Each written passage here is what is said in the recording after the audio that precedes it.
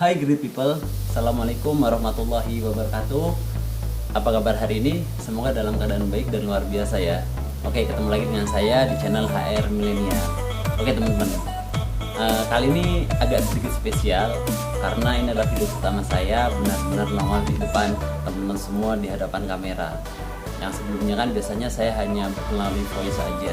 Oke, tapi kali ini kita akan belajar ya untuk produktif, terutama di tengah pandemi saat ini yang kita harus dianjurkan untuk di rumah aja, belajar dari rumah, bekerja dari rumah, dan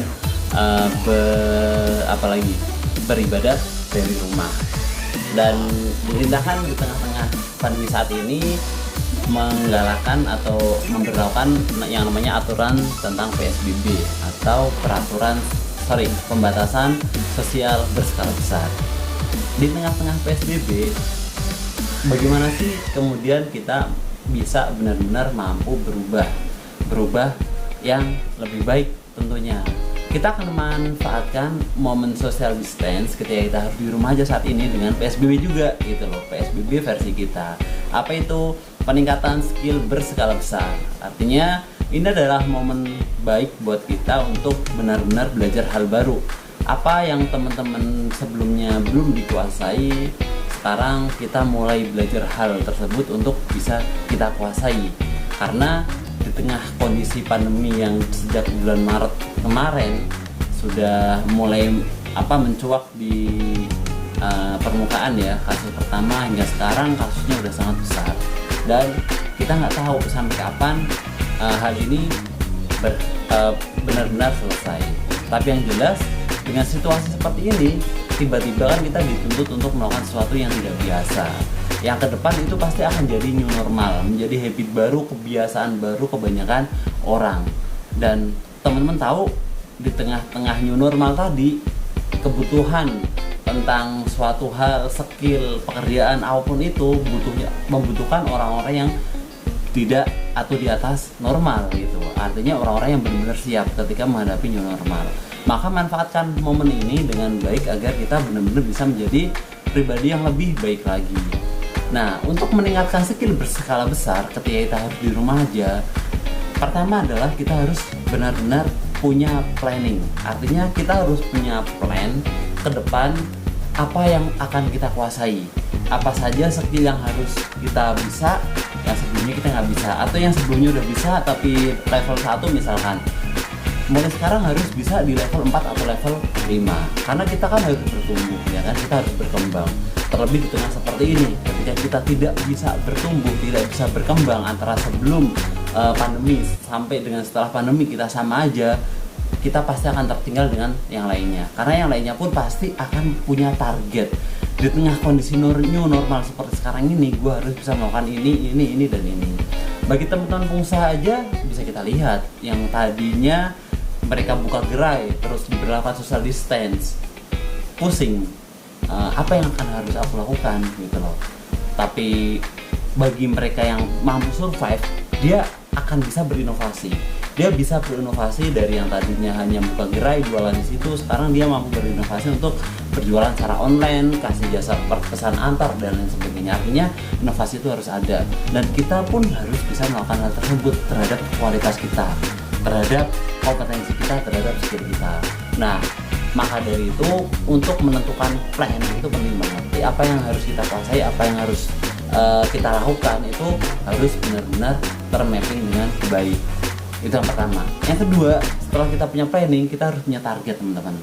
Kita harus punya target, punya list apa saja yang harus saya kuasai, apa saja yang harus saya pelajari, apa saja yang harus saya benar-benar ahli di bidang itu.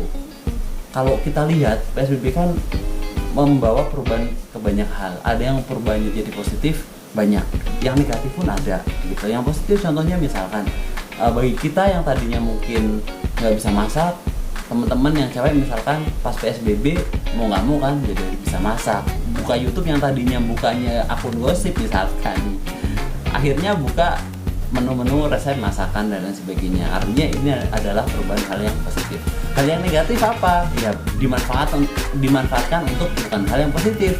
Misalkan buat orang-orang yang tidak memiliki orientasi ketika dia saat ini tuh harus bertumbuh berkembang dengan cepat ketika dalam kondisi new normal seperti sekarang ini, dia akan memanfaatkan momen PSBB justru memaksimalkan rebahannya sehingga tidak maksimal untuk meningkatkan skill-skill atau kompetensi baru yang harus dia kuasai untuk menghadapi tantangan di depan gitu. Jadi seperti itu.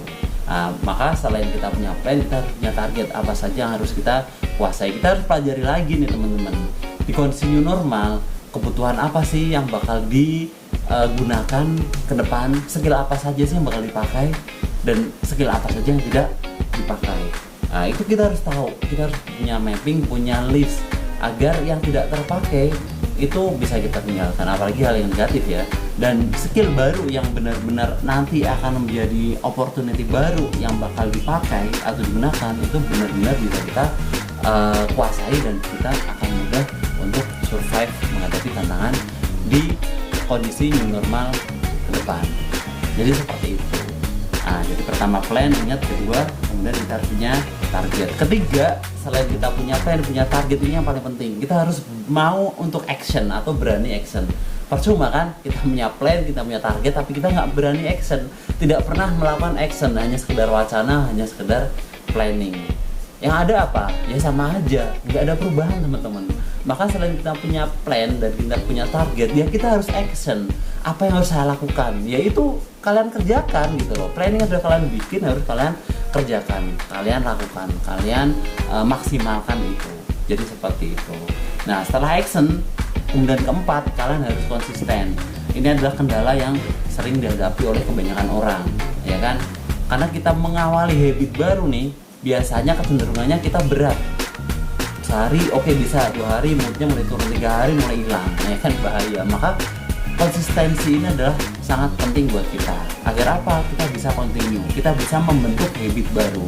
Sehingga ke depan kalau kita ada konsisten, kita akan jadi terbiasa, akan jadi habit, akan jadi skill baru yang kita kemudian benar-benar kuasai. Jadi seperti itu. Wajar ketika kemudian kita pertama memulai itu agak sedikit terpaksa. Emang kadang-kadang sesuatu yang baru itu harus dilakukan secara terpaksa, tapi lama-lama dari terpaksa jadi terbiasa. Seperti itu teman-teman. Kemudian yang terakhir, selain kemudian kita sudah action dan kita konsisten, kita coba evaluasi terus menerus. Apa sih yang kurang dari action kita?